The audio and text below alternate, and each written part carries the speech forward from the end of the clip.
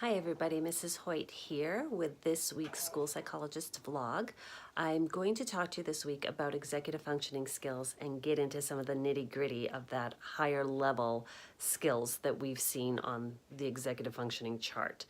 I'm doing this video a little bit differently because I did an activity with a student for our advisory class, and I definitely want to show you the work that the student and I did. So it's just a little easier using my phone to talk to you and show you everything. Before I get started, when your child has an assignment, a project, a task, there are a lot of steps that go into that they have to do all at once.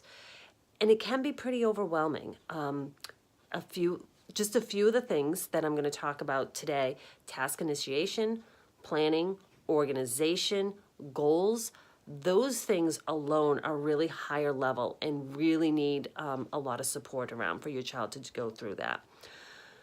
This is not something that your children are going to be able to do alone right away. This has to be done many times over many different tasks, repeatedly, and you eventually have to start to give your child some of the responsibilities of doing it. So with that being said, let's start with task initiation. Task initiation first involves starting a task right away. You're given something to do, you start it right away. The second involves planning when it's going to be done. That sometimes is really difficult and a lot for a child to do. When is it going to be done? Because they don't have a whole lot of time management and understanding of what time is. That involves planning. So planning where you're going to walk them through a process with multiple kinds of tasks, and you gradually turn over some of the skills and the process to your child. You're going to do that by asking questions, by cueing them. What do you need to do first? What do you do next? But we're not there yet. We're just starting that process. So in a way, we're creating a roadmap for them to follow to finish their tasks. Another piece is the organization, that long-term proposition, being able to separate, being able to categorize, being able to understand what's needed, what's not needed. And time management is really using time effectively. Telling time, following a schedule, making a schedule, estimating how long it will take you to do something. A lot of those things all take place all at once. And it can be really, really overwhelming for your child when this happens, which is why a lot of kids give up before they even start, because they're not even sure how to start. What do I need to do? How do I do it? So hopefully the rest of this video will really help you plan out with your child what that is going to look like. So here we have our first step. The sixth graders are actually working on a Greek god and goddess project, which is a great project. They're so excited about it. They're working on it throughout the month of March. It is due April 1st. But for so many kids, this is so overwhelming. So the teachers have actually already broken down the assignment into 4 different steps. Step 1, they had to choose a Greek god. Step 2, research. Step 3 was writing the report. Step 4 was creating an actual presentation. All of the information about these steps is in Google Classroom that parents can go and see. The kids can pull it up and show it to you. So don't go looking for it yourself. Work with your child, have them show you what it is so you know what the steps are. The second piece that the student and I had to do is we had to break apart and figure out when we're going to have each step done by. Now, Mr. Huckins, and I believe all of the teachers, made their own dates. And as you can see, we have listed on our plan the dates that we expect each step to be done by. The third step that the student did was estimate how many hours or how long it's going to take him to do each step. Now, choosing a Greek god, he needed an hour. Some kids were like, oh, I'm going to take 5 minutes to do that. It changes for everybody, and that's okay. He actually didn't take an hour. He said, oh, I only needed 15 minutes, but that's okay if you overestimate, because this is the part that you kind of talk about and clarify afterwards. He felt he was going to need 8 hours for research, 3 hours to write the report, and 4 hours to actually create the presentation. Now, as you can see, even though the due date is April 1st, we've decided to make it due March 29th because that will give the student a couple of days just to fine-tune the assignment. It also allows that if we get sick with this horrendous virus going around, that gives him a couple days leeway to make sure that it's done by the due date. Extra time on assignments, on tests, do not work. It just creates a huge snowball effect for the students and really overwhelms them. Because you have to remember that, oh yes, you have 2 or 3 extra days to do this, but the new work is still coming in. We all have 24 hours in a day. We all have the same 24 hours in a day. We have to make that work within our time. The next step is this student, first of all, we figured out he pretty much has homework time every day from 4 to 5 o'clock.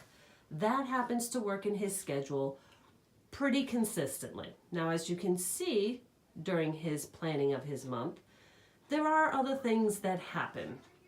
We have written down everything in his month. There's no school. He happens to have a dentist appointment one day and a concert another day. He's got a sleepover planned. There's all sorts of things in his schedule, and this is just his schedule, that he has to work around. The second thing he did, as you can see, he put in that he wanted his Greek god chosen by the 4th. When he did that, he checked it off, or you can cross it off. It feels really good when that happens. The second thing he did was he started writing in the times that he was going to work on this project. So on Monday and Wednesday, he actually stays after school with his teacher, Mr. Huckins, to get the project done. And then Tuesdays and Fridays, he's going to use 30 minutes of his I&E time.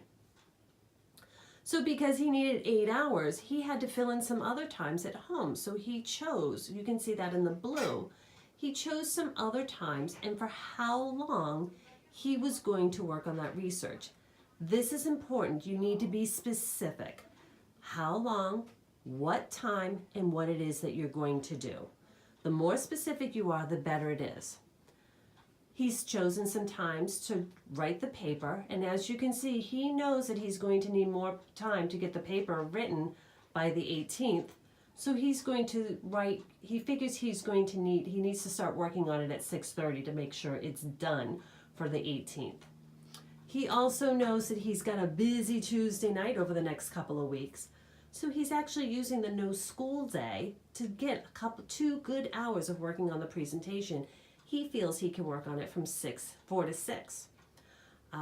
So this is what needs to be done on your calendar at home.